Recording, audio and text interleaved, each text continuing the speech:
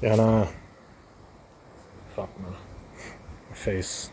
I use like the cheapest rate. Like yeah, the treat. Fuck man, like just talk on. Oh, now I gotta fucking not make it. Like, can you say cunt on YouTube now? I don't know. They're fucking wanks things. I had the cheapest razor, and it's just like fucking shit. Anyway, sitting on a bench. What was the point of this game? Oh yeah, I don't know. Trying to like just be spontaneously entertaining or something like that. But um, yeah, like I'm fucking like the most relaxed I've been in probably like 2 months, and it's like drug related, obviously. You know, like we all just use substances and like conduits of other things to like regulate ourselves. We actually like it's a big kind of movement at the moment. Well, not even big. No, you can't say it. Nothing's big anymore. Everything's fucking like diluted and what's it called? Easter egg. No, I don't know. But anyway, like we don't know how to self-regulate, so we all just use like other things, objects, substances, people. Oh, if you're co-regulating, you are fucked, cunt. I've been there, I think. Yeah, definitely. But yeah, if you rely on other people to regulate your emotions, you're gonna be fucked. And, like, if everyone could regulate their emotions, there wouldn't be like Raja beating the wrestling guy, whatever the fuck, and like other impulsive, stupid decisions that somebody goes to prison for like 40 years, and within like a month, they're already like, shit, that was the stupidest fucking. Maybe even in like 10 minutes. Like that's the stupidest decision I've ever made. Why couldn't I control myself? And it's like your emotions gone. And it's not just like suppressing them or controlling them. It's like understanding them and not like letting them control you, I guess, in a way, or like because like you are not your thoughts and you're not your emotions. You're the amalgamation of all parts of you.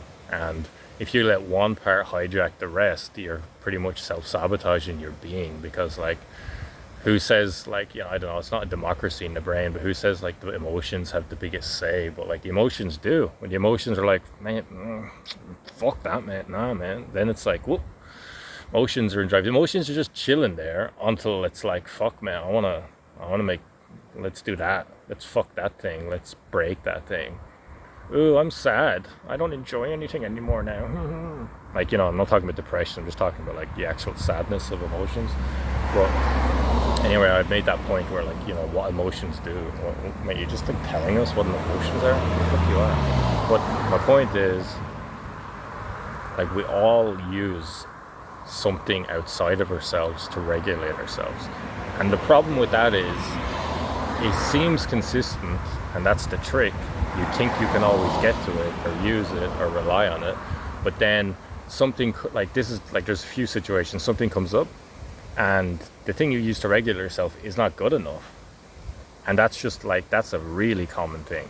Like somebody, like you're just too angry for somebody to be able to calm you down. That's a good example. Like you can normally calm someone down and just say, chill mate, and they're like, no, not this fucking time, I'm gonna crash out. But point is, like, that's all because you can't regulate yourself. If you can emotionally regulate yourself, it doesn't matter how high it gets. It's not going to get that high. You're going to be aware of it. You're going to be patting it on the back when it deserves that or whatever. It's not really like that, where it's like another fucking thing of you. It's not another personality, but you're going to be treating yourself properly. You're going to be treating yourself fairly. You're going to be treating yourself without this massive guilt that's like a preconceived notion of guilt or a preconceived notion of shame that doesn't really affect you. Like if everything else is gone in the world, that shame would dissipate immediately, because then there's no reason for that shame to exist. But like in reality right now, there's really no reason for that shame to impede your life, or that guilt, unless it's like a true guilt, a true action or situation that does have consequences, that is going to act in the future. But a lot of the things we think it's going to act in the future doesn't actually have any say or sway within the future, or even in the next fucking few minutes, man. But like the reason we do feel those negative emotions, or well, mostly negatives, is a way to like social cohesion and keep us within line with the tribe and all that shit. But anyway, this is really convoluted and it's going in so many ways, and I'm barely just holding it into the context, into this like somewhat, I don't know, I wouldn't say legible, but yeah. Anyway, emotional regulation without any internal, like, emotional regulation can happen with an object, that's emotional regulation, but like internal emotional regulation sounds such a weird way to say it. Self emotional regulation means you don't need objects, you don't need things, you don't know people, you don't need a mind state, man. That's the biggest one. You don't need your thoughts to be a certain way for your emotions to be the way you want them to be. It's like, my thoughts are making me sad. Okay, now I'm not going to get too into the heavy with the philosophy and the psychology, because it's a debatable thing, and it becomes a personal thing, and it becomes an opinionated thing, and a preference thing, obviously. So, but that's what happens. Your emotions dictate your thoughts dictate your emotions. Not always dictate, but like sway them and influence them. But if you're able to self-regulate, it doesn't matter what you're thinking, because you know how to self-regulate. So it's not going to be this perpetual loop of, I'm shit and I feel sad, so like I should feel like shit, and I should feel sad and I am shit, but so since I feel sad, then I must be right about feeling shit.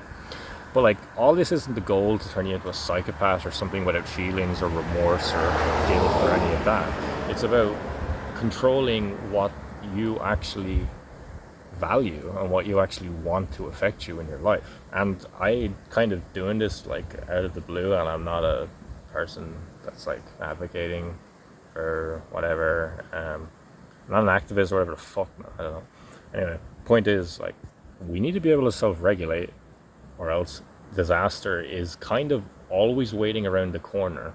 And you can dance with that flame forever with a bottle of whiskey or with that girlfriend and keep the toxic relationship going. And it's getting a bit like, oh, what's he talking about? But that's the point. That's kind of accidental.